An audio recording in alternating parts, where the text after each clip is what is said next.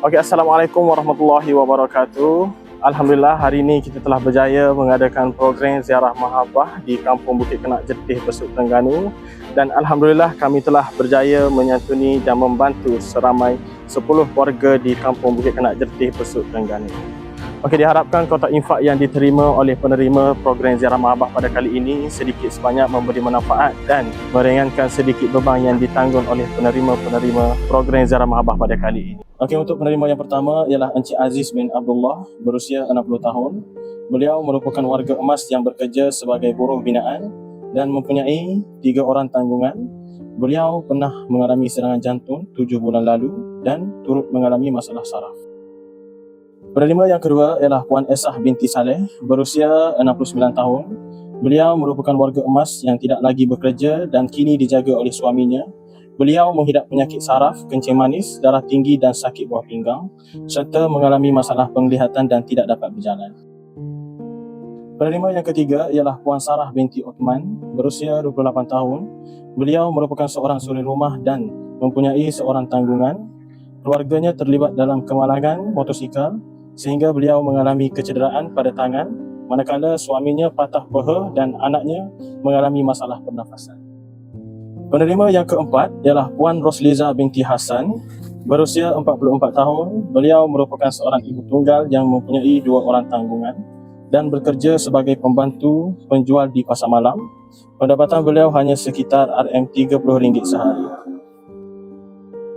Penerima yang kelima ialah Encik Mak Ali bin Saleh, berusia 85 tahun. Beliau merupakan warga emas yang mengalami masalah saraf, sakit pinggang, penglihatan, pendengaran serta darah tinggi. Penerima yang keenam iaitu Puan Jamilah binti Daud, berusia 62 tahun. Beliau merupakan warga emas dan ibu tunggal yang tidak lagi bekerja.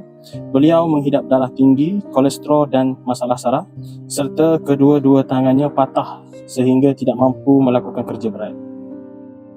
Penerima yang ketujuh ialah Puan Siti Nur Najihah binti Zulkarnain, berusia 20 tahun. Beliau merupakan seorang suri rumah dan mempunyai seorang anak yang berusia setahun. Beliau menetap di rumah sewa manakala suaminya bekerja sebagai pemandu lori ais. Penerima yang ke-8 ialah Puan Khatijah atau Azizah binti Ismail, berusia 56 tahun. Beliau merupakan seorang ibu tunggal yang mempunyai 4 orang tanggungan. Beliau menyara keluarga dengan menyulam padi di tanah yang disewa selepas suaminya meninggal dunia akibat serangan jantung 2 tahun yang lalu. Penerima yang ke-9 ialah Puan Zainab binti Zakaria, berusia 55 tahun. Beliau merupakan seorang ibu tunggal yang bekerja kampung. Beliau menghidap penyakit RVD yang menyebabkan beliau mudah jatuh sakit. Untuk penerima yang terakhir, yang ke-10 ialah Muhammad Nazri bin Juno, berusia 58 tahun.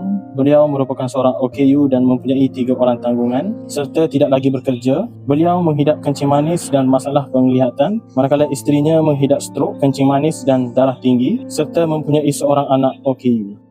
Saya mewakili Muslim Malaysia ingin mengucapkan ribuan terima kasih kepada penyumbang-penyumbang di luar sana kerana menyumbang kepada kami di Muslim Malaysia untuk kami membantu lebih ramai lagi golongan-golongan yang memerlukan di luar sana. Janji Allah kepada hamba-Nya dalam surah Ar-Rahman ayat ke-60, Hal jazaa'ul ihsani illa al-ihsan. Tiada balasan kebaikan melainkan kebaikan juga. Jadi sekian daripada saya untuk program ziarah mahabbah pada kali ini. Assalamualaikum, terima kasih.